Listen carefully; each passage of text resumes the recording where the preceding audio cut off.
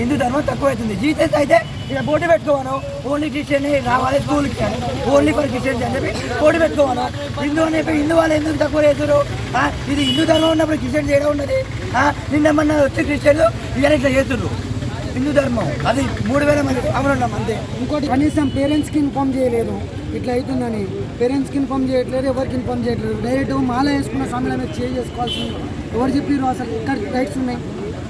నేను చెప్పేది ఒకటే, స్వామి ఆ స్వామి సస్పెండ్ కావాలి, మాకు న్యాయం కావాలి. కనీసం మాకు న్యాయం ఇప్పుడు న్యాయం చేకూర్చే పరిస్థితి కానీ లేదు. ఇప్పుడున్న ప్రిన్సిపాల్ మేడం కానీ లేరా అని చెప్పి దాచిపెట్టేసి ఆ స్వామి.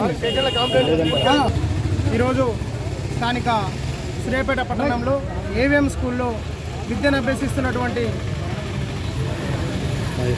మహేష్ అనే 9th క్లాస్ చదివేటటువంటి అబ్బాయిని వారు గత 5-6 సంవత్సరాల నుండి హిందూ సాంప్రదాయం ప్రకారం అయ్యప్ప మాల ధరించేటటువంటి అబ్బాయిని యథావిధిగా 4వ తారీఖు పాఠశాలకు రావడం జరిగినది.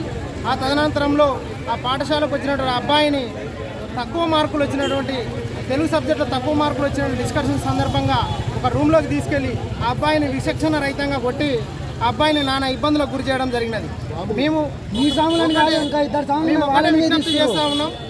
మేము ఒకటే విద్యాధికారులకు కానీ జిల్లా కలెక్టర్ కానీ ఒకటే విజ్ఞప్తి చేస్తూ ఉన్నాం. తక్షణమే ఈ పాఠశాల ప్రభుత్వ గుర్తింపు పొందినటువంటి ఈ పాఠశాలను రద్దు చేసి అక్కడ పనిచేసేటటువంటి సిబ్బందిని వెంటనే సస్పెండ్ చేయాలని ఈ సందర్భంగా డిమాండ్ చేస్తాను. అంతేకాకుండా భారతదేశంలో ఏకత్వంలో భిన్నత్వం అనేటటువంటి చిన్ననాటి నుండి మాకు చదువులు చెప్పి ఆ గురువులే ఇలాంటి దుశ్చర్యలకు పాల్పడితే మేము ఎవరికి చెప్పుకోవాలి? ఈ సమాజంలో మేము అయ్యప్ప మాలలు కానీ, ఆంజనేయ స్వామి మాలలు కానీ, శివుని మాలలు కానీ, వెంకటేశ్వర స్వామి మాలలు కానీ వేయడం రాజ్యాంగంలో ఎక్కడం తప్పని చెప్పబడిందా?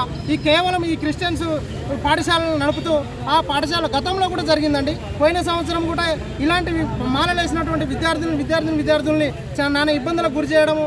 ఒకవేళ పేరెంట్స్ వచ్చి అడిగితే మా పాఠశాల నియమ నిబంధనలు ఈ రకంగానే ఉంటాయి, మీరు ఇష్టం ఉంటే ఈ పిల్లల్ని ఇలా చదివించండి లేకపోతే మానేయండి అని చెప్పేసి దురుసుగా ప్రవర్తిస్తున్నటువంటి ఈ ప్రిన్సిపల్ గతంలో పుస్తకాల మీద కానీ నోటి పాఠ్య పుస్తకాల మీద కానీ క్రిస్టియన్స్ సంబంధించినటువంటి లోగోలు ప్రదర్శించి ఈ రకమైనటువంటి మత మార్పిడి కూడా ఇక్కడ ఉన్నటువంటి ప్రిన్సిపల్ విద్యార్థులతో పాటు తల్లిదండ్రులను కూడా గురి చేస్తూ ఈ రకమైనటువంటి దుశ్చర్యలో పాల్పడుతూ ఉంది.